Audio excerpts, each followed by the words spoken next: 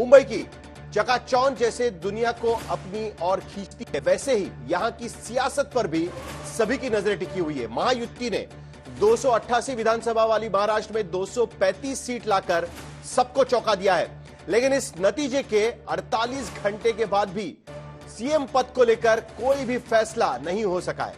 अब सवाल उठ रहा है कि आखिरकार कहां पेच फंसा हुआ है? क्या महायुति के घटक दल यानी बीजेपी, शिवसेना और एनसीपी के बीच सीएम पद को लेकर कुछ खटपट है, या फिर जितना बाहर से दिख रहा है उतना अंदर से ही मामला और जटिल बन गया है?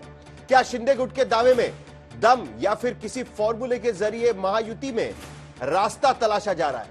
कुल मिलाकर यह भी सवाल पूछ रहे हैं कि आखिरकार कौन बनेगा महाराष्ट्र का मुख्यमंत्री?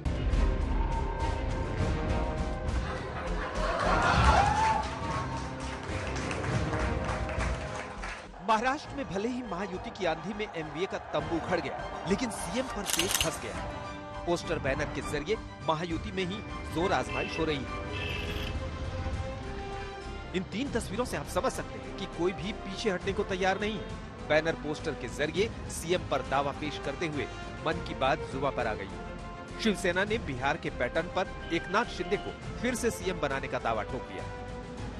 जिस तरह से भारतीय जनता पार्टी ने बिहार में संख्या भर देखा नहीं, लेकिन छोटी पार्टी है, उसको बड़ी करने के लिए नीतीश कुमार को सीएम पद दिलाया, वैसे ही एकनाथ शिंदे साहब को सीएम पद मिलेगा, यह हमें विश्वास है।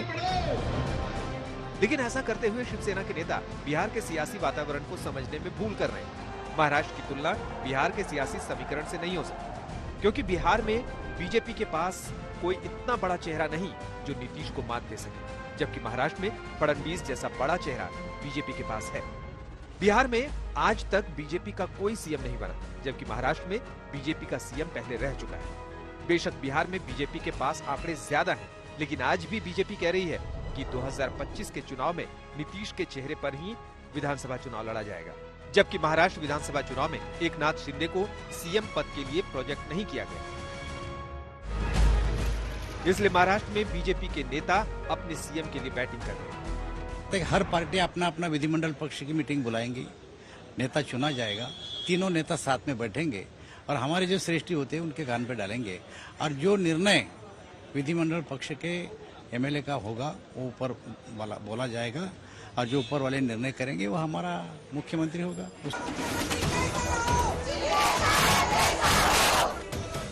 ऐसे में अब सवाल उठता है कि एकनाथ शिंदे की पार्टी की एक बार फिर सीएम पद पर नजर क्यों है?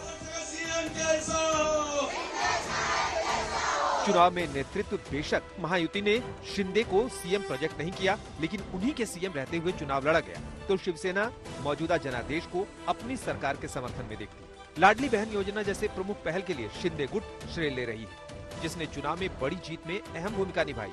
खुद को मराठा नेता के रूप में पेश करते हुए मराठा मतदाताओं को महायुति की तरफ खींचने में कामयाबी मिली।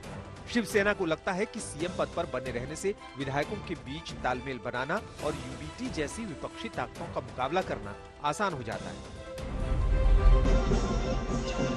हालांकि जीत के बाद जब फडणवीस, शिंदे और अजित पवार साथ आए थे तो कहा था कि मिलकर फैसला करेंगे। हमारी तीनों पार्टियां बैठेगी। हमारे जैसे आपको बताते हैं, जैसे हमने सीटों का बंटवारा हुआ, हमें कोई मतभेद हमारे में नहीं थे, आज भी कोई मतभेद नहीं है।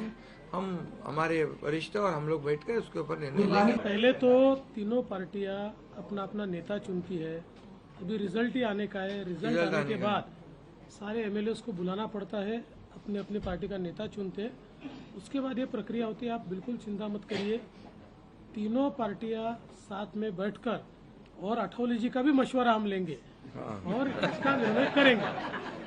महाराष्ट्रातल्या जनतेने विकासाकडे बघून महायुतीला प्रचंड अशा प्रकारचं जे यश प्राप्त करून दिलंय। शिंदे को जब सीएम बनाया गया था तब महाराष्ट्र के हालात अलग थे। अब आंकड़े भी बदल गए हैं और बीजेपी के पक्ष में माहौल भी। महाराष्ट्र विधानसभा की 288 सीटों पर महायुति ने 235 सीट जीतकर इतिहास रचा है। बीजेपी ने 132 सीटों पर कब्जा किया है। जबकि शिवसेना को 57 सीटें मिली है, जबकि एनसीपी को 41 सीटें मिली। बाकी 5 सीटें छोटे सहयोगियों को मिली। सब मुझे भी लगता है, मेरी पार्टी की भी भूमिका है कि हमारे देवेंद्र जी महाराष्ट्र के मुख्यमंत्री हो, लेकिन महायुति का मुख्यमंत्री होगा, तीनों पार्टी में समन्वय होकर मुख्यमंत्री होगा और हमारा केंद्रीय नेतृत्व इस विषय पर आखिर शिक्कामोर्तब और तय करेगी। यही वजह है कि महाराष्ट्र में बीजेपी सीएम पद के लिए दावा कर रही है। विधानसभा चुनाव में 89% स्ट्राइक रेट के साथ 2014 की तुलना में अधिक संख्या हासिल की। मजबूत मतदाता जनादेश उनके दावे को मजबूत करता है। 2019 के राजनीतिक घटनाक्रम और 2024 लोकसभा चुनाव में खराब प्रदर्शन के बाद बीजेपी कार्यकर्ताओं का मनोबल गिरा हुआ था। बीजेपी की 2029 के चुनाव स्वतंत्र रूप से जीतने की आकांक्षाओं के लिए सीएम की भूमिका महत्वपूर्ण है। बीजेपी का सीएम प्रशासनिक नियंत्रण सुनिश्चित करता है, जिससे गठबंधन असहमति कम होती है। भारतीय जनता पार्टी ने संगठन धर्म निभाने की कोशिश करने की एक परंपरा बनाई है, तो स्वाभाविक रूप में हम संगठन धर्म मतलब जो अलायंस धर्म है उसको साथ में लेकर जितनी सारी अटकलबाजियां चल रही है उनको समाप्त करेंगे। ऐसा नहीं कि बीजेपी के सीएम की मांग सिर्फ बीजेपी वाले ही कर रहे हैं। बीतते समय के साथ अब अजित पवार भी बीजेपी का सीएम चाहते हैं और इसकी कुछ सॉलिड वजह भी है। समन्वय में आसानी। बीजेपी का सीएम खास तौर पर देवेंद्र फडणवीस गठबंधन की गतिशीलता को सरल बनाता है, क्योंकि बीजेपी सबसे बड़ी पार्टी है। व्यक्तिगत तालमेल फडणवीस के साथ अजित पवार के मजबूत कामकाजी संबंध उनकी पसंद को और मजबूत करते हैं। महाराष्ट्र में 26 नवंबर यानी विधानसभा का कार्यकाल कल पूरा हो रहा है, लेकिन सीएम पद को लेकर महायुति में अब भी सस्पेंस है।